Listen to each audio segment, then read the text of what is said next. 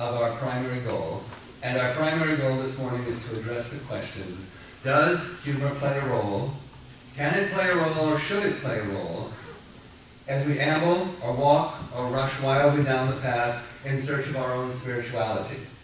On a related note, before we get any further into this particular topic, I'm afraid, based on some comments that I heard prior to the start of the service, that many of you may be under the impression that I'm going to be standing up here doing a stand-up comedy routine for the whole sermon. Not going to happen. It's not the plan this morning. Nothing like that's going to happen at all. This is a serious discussion of humor and spirituality, and I will accord the topic the solemnity that it deserves. What? Wait, what are you saying? No God joke? No God? A UU minister in a duckbill platypus walked into a bar and... Excuse me, who was that? It's me, God. I came here this morning only because I thought there would be some good jokes. Oh, I love God jokes. And don't get me wrong, Jesus jokes are funny too. Really, anything involves a deity or two and the human condition gets me going. You guys are just too funny. You? You're really God? What are you doing here? Do you know where you are? Do you know what kind of church this is? Well, it's been a slow week, and the topic of the sermon caught my attention. Wait, do you still call it a sermon at Unitarian Universalist Church? Wait, do you even call this place a church? I have a terrific sense of humor, and I thought the sermon this morning would be good for a few laughs. But now, I just don't know. But let's get real, buddy. This is a Unitarian Universalist place, right? How often do you think I show up at a place like this? I really made an effort. I'm sorry you're disappointed, but do you mind if I continue? Sure. I'm already here, and I'm planning on staying for coffee, so try to make this interesting, please. Okay then, to continue. First, spirituality. Spirituality is always a difficult topic for me to embrace because I want the term to carry no connotation of religiosity, and in case you're wondering, that is a real word. As a non-practicing atheist... Atheist? Are you really an atheist? Seriously? Yes I am. And what exactly is it that you're not practicing? But more importantly, if you're really an atheist, why are you talking to me? Isn't that just a little bit hypocritical? But hey, don't get me wrong. Some of my favorite God jokes had come from my atheist friends. But seriously, why are you talking to me? Because you keep interrupting me. Do you mind if I continue? We have people here who are interested in... Fine, all Mr. Deadly serious. I'm sure they're just dying to hear what the rest of your little story. To continue, yet again, I want spirituality to be a clear and distinct choice, totally separate and independent from religious sentiments. So I do as many of us do when we are faced with such a challenge. I look up the word spirituality in the dictionary. Then I find I have to be rather selective, maybe even bordering on cherry picking, because there are so many definitions of the word. As you can imagine, I embrace the word, the definitions of the word that agree with my prejudices, and discard the rest of them. I find that I can easily accept the first definition, the vital principle or animating force within human beings. Incorporeal consciousness. Yes, clear separation of religiosity and spirituality. Score one for my tribe. Oh. But I can't allow myself to get too cocky. Oh, way too late for that. Moving on, there are many more definitions to come. Second definition under spirituality. The soul, considered as separating from the body of a person at death. I'll have to let that one go. The official code of conduct for atheists is very clear about accepting the possibility of the existence of the soul. The later definitions, however, will work for me. Spirituality is that part of a human being associated with the mind, will, and feelings of the essential nature of a person or group. Good enough. Let's move on to humor. Yes, dear God, please move on. My legs are going to sleep.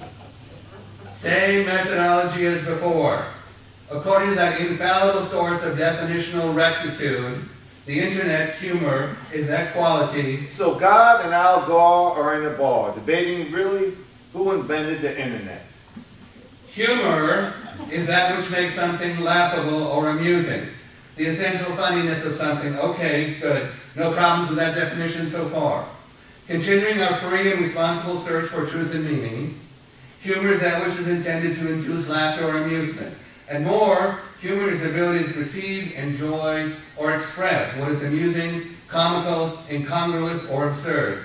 Finally, humor is one of the four fluids of the body, blood, phlegm, choler, and black bile, whose relative proportions were thought in ancient medieval physiology to determine a person's disposition and general health. Okay, wait, one definition too far. We're going to back up.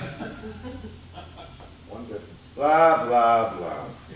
I'm going to ignore you. Now we have some idea of the nature of our topics and the challenge of placing them side by side. While I recognize that your experience may be different, I can say categorically that I've never driven by a mosque, synagogue, or church sign that said, "Come inside for a good laugh." That is not my fault. Oh, please. As if you had no part to play here. Ignore him or her. The association which we seek, joining spirituality with humor, must be more subtle than that. Therefore, back to the internet. With a little effort, I found a website that offered a word search within the Bible. That sounded promising. Now, I'm certainly not a biblical scholar, trying religiously most of my adult life to avoid even touching one. But I do know there are several versions of the Bible. And I know that with some groups of people, if you don't accept their version of the Bible, word for word exactly, you deserve nothing but torment and death. So clearly, I had to be careful in my search. According to the website, the version of the Bible used in this keyword search process is the New International Version, or NIV, which in the words of the people who wanted to sell me a copy, and I assumed they were sincere, is the world's most widely read, most trusted contemporary of English translations of the Bible. That sounded very authoritative, and certainly good enough for me to give it a try. Almost as good as my Nigerian lottery winnings. What? My Nigerian lottery winnings are not real? I just keep disappointing you, God. Let's jump right in with the first word search. I put in the word laughter and received 38 responses with chapter and verse references. A very auspicious beginning, I thought. The first entry was Genesis 17:17. And I quote, "Abraham fell face down. He laughed and said to himself, 'Will a son be born to a man 100 years old? Will Sarah bear a child at the age of 90? As you can imagine, I laughed myself silly over this because there's nothing I enjoy more than jokes about old men and their declining faculties, particularly the sexual ones. Moving on to Proverbs 1:26, and again I quote, "I in turn will laugh when disaster strikes you. I will mock when calamity overtakes you." Whoa, okay. That's just a little negative vibe there. Let's leave that one alone and continue our search. On to Ecclesiastes. Now when I practice, I screw that up every time I try to say it. On to Ecclesiastes 3:4 and the classic, "A time to weep and a time to laugh, a time to mourn and a time to dance," and so forth. Okay, now, I'm kind of mellow. I'm feeling good with that. Clearly, I screwed up. Clearly, Ecclesiastes is fertile ground. Let's try a couple more.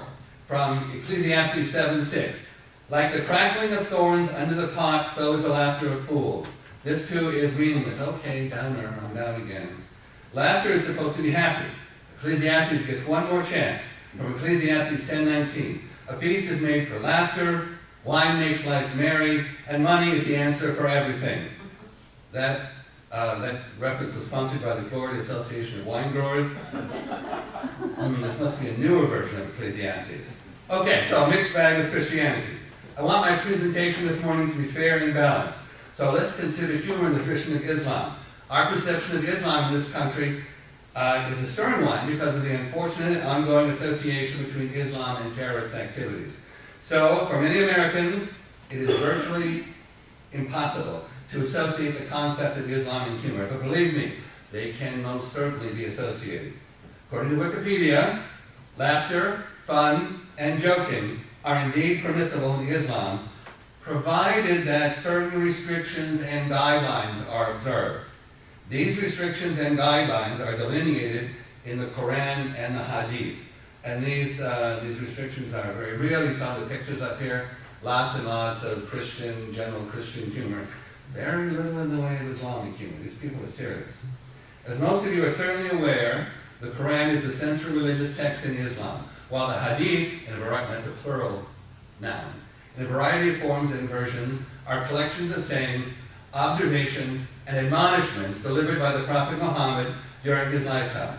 Muhammad was known to be a fun guy by his contemporaries. Okay, this I want to hear.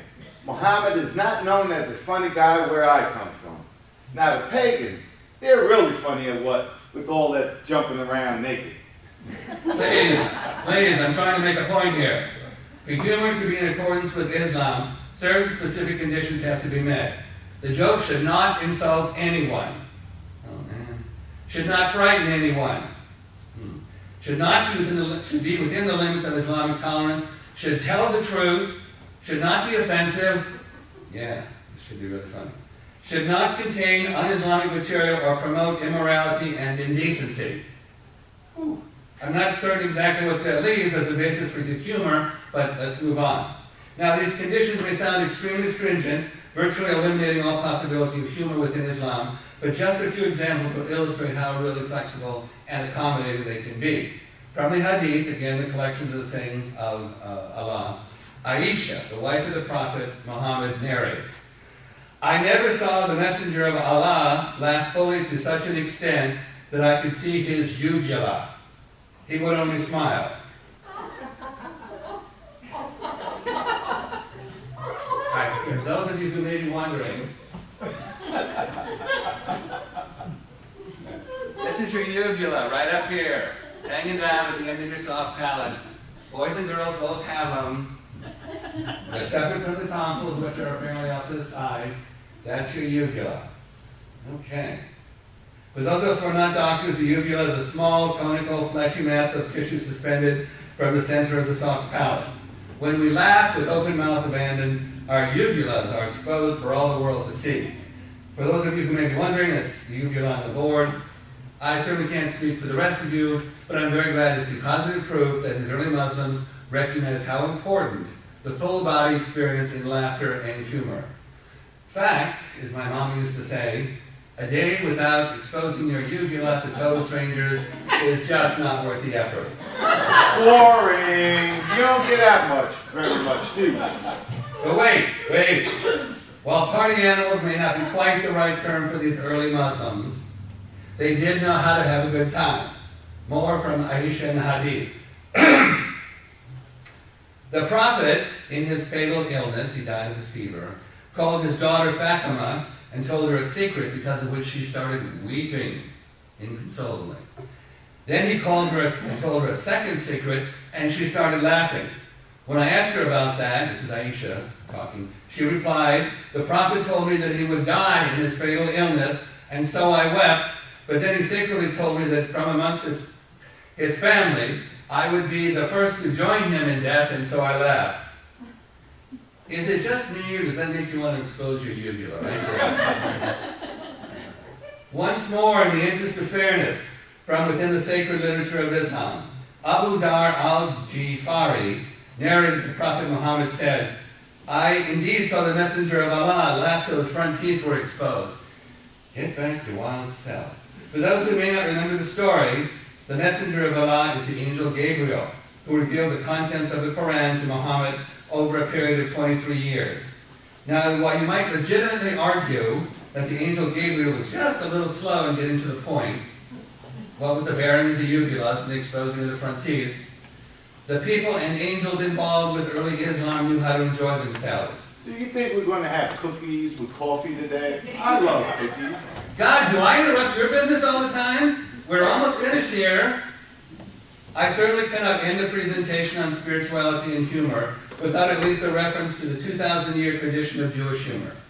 Judaism takes a much more liberal and open approach to humor than do the Christians or even the Muslims or even many Christians. Jewish humor is often self-deprecating, crude, and anecdotal. The methods of the Talmud to understand Jewish law are often so Byzantine and convoluted as to constitute a reduction to the absurd, thereby eliciting humor from within the community. Legal arguments as the basis for humor can be seen in this conversation. Question. Now, the Jews have a lot of restrictions too. Is one permitted to ride in an airplane on the Sabbath? Answer. Yes, as long as your seatbelt remains fastened. In this case, it is considered that you are not riding in the airplane, you are wearing the airplane. Self-deprecation within the tradition of Jewish humor can be seen in such examples as the rate of Jewish intermarriage is a serious problem. Scientists estimate that unless something can be done to stop intermarriage, in 100 years, the Jewish people will be reduced to a race of gorgeous blondes. Or this one. Two rabbis were discussing their problems with squirrels in their separate synagogue attics. One rabbi said, "We simply called an exterminator, and we never saw the squirrels again." The other rabbi said, "We just gave them all of our mitzvah, and we never saw any of them again either." You are killing me. Are you ever going to be done? Will I ever get coffee? Will I? Have some faith, God. You will get coffee. We are finished now. May the remains of the day bring all of you good reason to bear your uvulas. And when you do it like you mean it. So hang in there, God. We're almost done. But first, one more song. This one a classic about the enduring and affirming power of love, a concept which does not appear in our principles, an unfortunate oversight, I believe, but it does play a prominent role in our theological sources. This song will be a new one for us, so the choir has agreed to show us how it's done. And then remember, when church going to deliver, what's the word? Robustitude. Tracy.